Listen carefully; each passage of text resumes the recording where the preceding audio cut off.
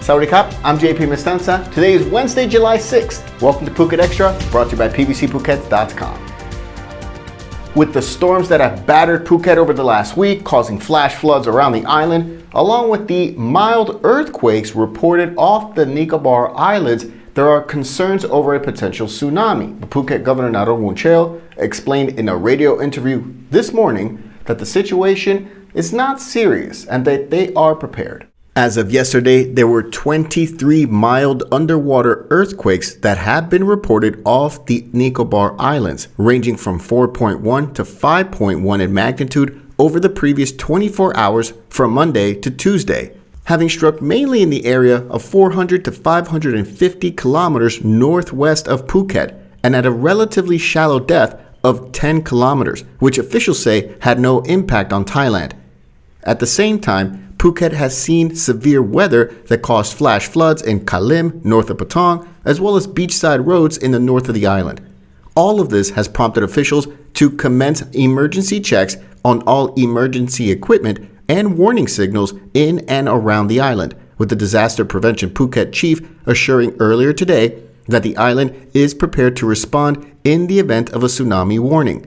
There are 19 warning towers around the island, which he says they test every week by playing the national anthem at 8 a.m. every Wednesday, while also making sure all escape routes are clear and escape route signs are upgraded and noticeable.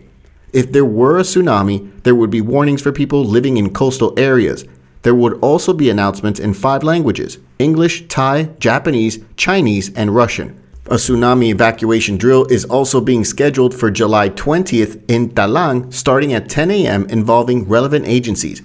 In a radio interview this morning, Phuket Governor Narong said, quote, "We have been prepared for it since Phuket people experienced a tsunami in 2004. We cannot be complacent. What is of high importance is the safety of the people." For more, visit thephuket.news.com.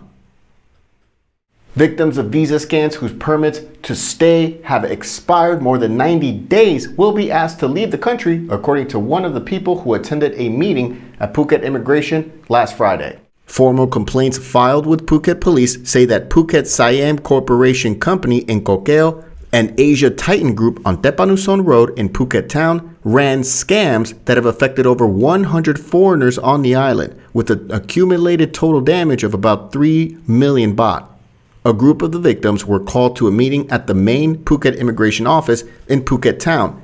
A group representative explained that victims were told if they were under 90 days overstay and had their passport returned, they must file police reports with the relevant authorities depending on where the company was located. And then they must take the police report to immigration and pay the overstay fee, which could be up to 20,000 baht max, but as low as 500 baht. They'll be given a 2-month COVID visa according to their last stamp, and this can only be done by July 25. As immigration officials said, COVID visa extensions would no longer be issued after that. However, victims who had not had their passport returned to them by the visa company will have different conditions, with immigration officers advising them to apply for a new passport. Now, there are 2 ways it could go here. Foreigners who have applied for a new passport and have already filed a police report will not be arrested, according to what the group was told by immigration officials. But those who do not have enough time to apply for a new passport will have to leave the country and are advised to obtain an emergency travel document from their embassy in order to leave Thailand. They will fall into the 90-day overstay category and face being blacklisted from entering Thailand for 1 year. Anyone who overstayed 90 or more days will have to pay the 20,000 baht fine and will need to leave Thailand. The move to enforce the expulsion from Thailand and blacklist penalties for 90-day overstay is the first time they have been reintroduced since they were suspended during the COVID pandemic, when travel out of Thailand was basically impossible. The meeting at the main Phuket immigration office in Phuket Town last Friday came after Phuket Immigration issued its sole public notice recognizing the situation of foreigners getting scammed. The notice urged any foreigners affected by a visa broker or visa renewal agency by taking their passports and their money, but failing to have their visa stays extended on their behalf to contact the Phuket Immigration Help Center at the numbers on your screen. The notice asks foreigners to have the following documents prepared before contacting the help center.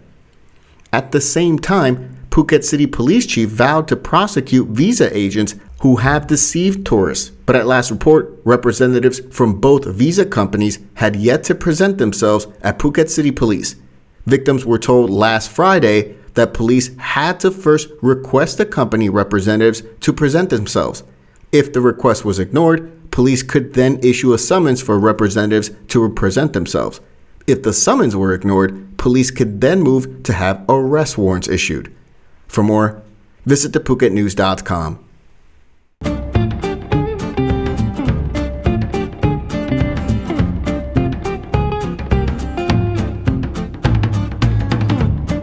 The appeals court on Friday sentenced a former deputy minister of commerce to death instead of life imprisonment as earlier imposed for the murder of a judge's brother. The death penalty was handed down to 58-year-old Ban Yin Dampakon, a former deputy minister of commerce and former Pheu Thai Party MP who was earlier found guilty of murdering Virachai Sakuntaprasad, the elder brother of Judge Banida Sakuntaprasad, who handled his share theft case on February 4th, 2020.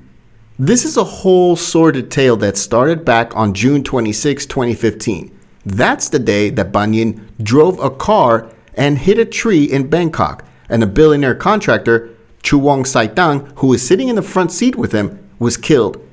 Police later suspected the crash might not have been an accident. They found the vehicle was traveling at 30 kilometers an hour when the crash occurred. An autopsy showed Chuwong sustained injuries inconsistent with the crash, such as broken ribs and ligature marks on the neck. A look into Chuwong's financial affairs raised more suspicions. 10 days before that crash, he transferred shares worth 38 million baht to a marketing officer at a stock brokerage close to Ban Yin.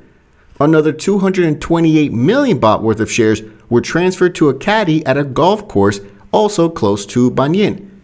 Evidence suggested at the time the shares might have been transferred using forged documents orchestrated by Ban Yin and some of his family members. Ban Yin's family were later charged in 2 cases, for forging documents and for murder.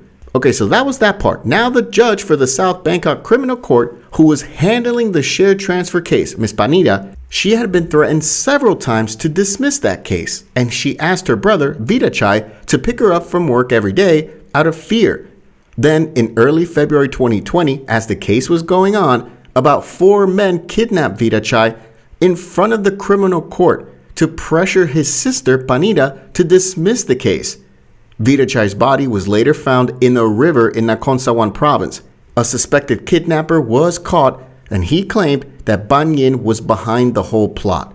Ban Yin was later apprehended, and he'll now sit in prison until he's executed by the state. In addition to all of this, there's also speculation that he staged a car crash that killed his former wife back in March of 1991, though police have not been able to prove it. For more, visit thephuketnews.com.